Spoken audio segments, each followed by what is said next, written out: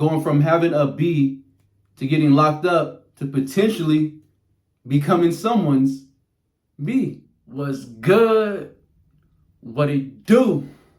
Was popping? King Eugene in the building. And today, I'm going to share my experiences of being a P.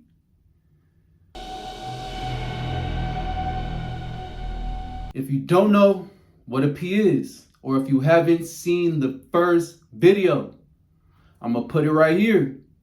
Watch the first video first, and then come back. We'll get it going.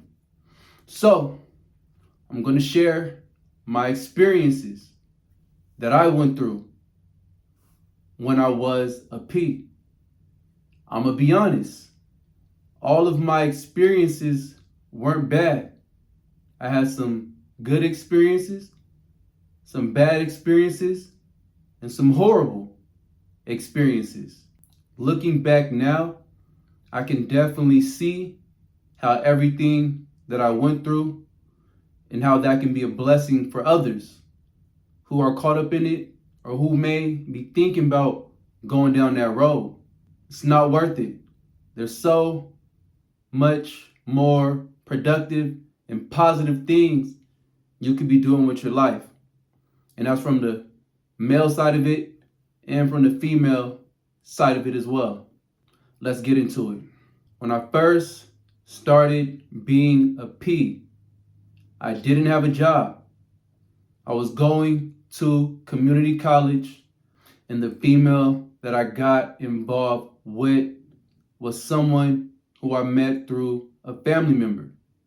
So before I got into this whole P lifestyle and P mentality, if you would have asked me what I thought about men hitting women, I would have said those men are cowards.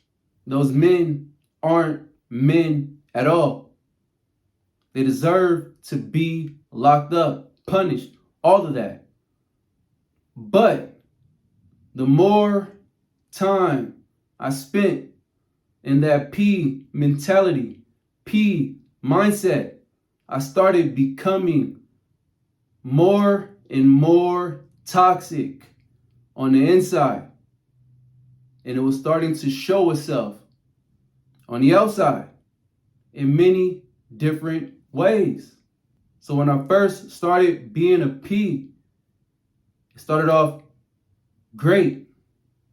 The first weekend, we made over a couple $1,000s. So once we came back home, counted the money, split it up, I went to the auction and bought a car that next weekend. So no job, buying cars with the intention of flipping the cars and making more money. So I was going to school for business management. So I already knew that the pimping wasn't a long-term career thing. It was just something I wanted to do because I didn't want to work a 9-to-5, but I needed to get to my goal of owning my own business. So I thought that'd be a faster route to get there. So we're making money. You would think everything would be great, right? Of course not. Arguing, cussing, fighting, arguing, more fighting. The money didn't fix the issues that were growing on the inside, on my part and the female's part that I was dealing with. It is a very, very tough environment for anyone to live in. You're being used, you're being exploited, you're being manipulated, whether you know it or not. It got to the point to where me and that person who was making money could no longer make money together because it was so toxic. The fighting got so bad. Couldn't even sleep through the night without fighting. Got so bad to the point, one night, I just had to call her mom. And I was like, hey, you need to come pick your daughter up. I was literally afraid to go back to sleep because it got so toxic. And that was the result of me living this lifestyle. So once that relationship ended, my mind was all messed up. I didn't want to be with no one. I didn't want to do nothing with no female unless she was with the program. I was stuck on it. It seemed like it was the only way to make money. And it's not that it's the only way, it's just it was so easy. On my perspective, I'm not doing nothing. I'm sitting in the car, I'm taking some photos, uploading them, chilling. Very easy. But the toxicness kept growing. Wouldn't deal with any female, any positive female, anyone trying to do anything constructive. I wanted no parts of it. If it wasn't toxic, I didn't want it. Because that's where my mindset was. Couldn't get out of it. It's not even that I couldn't, I didn't want to. Everything that I thought was the right way to do things was wrong. It was toxic. There was nothing healthy about it at all. And I took that same mindset into the next person who I began dealing with. Similar cycle, making money, violence, toxic, just a mess. Not even understanding the damage that's being done to the women I'm dealing with and to myself as well.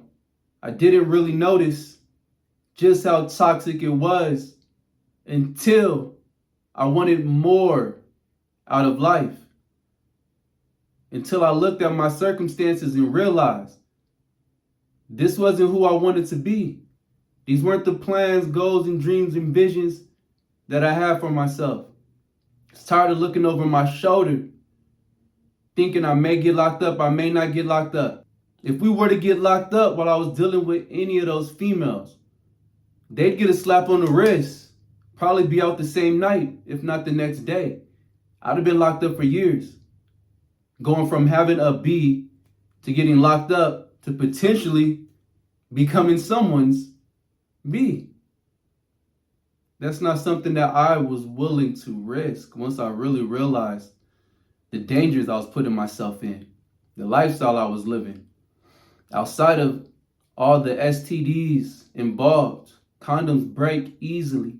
There was no STD test before these exchanges were being done. Anything could have happened.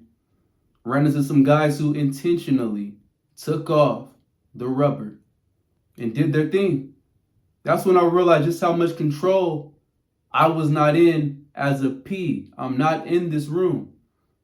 If anything happens in that room to that female, I'm responsible and I'm not even in there. Getting to the point to where I want more out of my life. I'm tired of living at my mom's place. I want my own space and my own name. I can't do that with P money. I need W-2s. You need a check. You need some pay stubs. I got tired of having to receive my money through a female. It's ready to make my own money, be my own man. We be thinking we're a man when we're a P because these females are doing this and that for us. But really, they're the ones in control.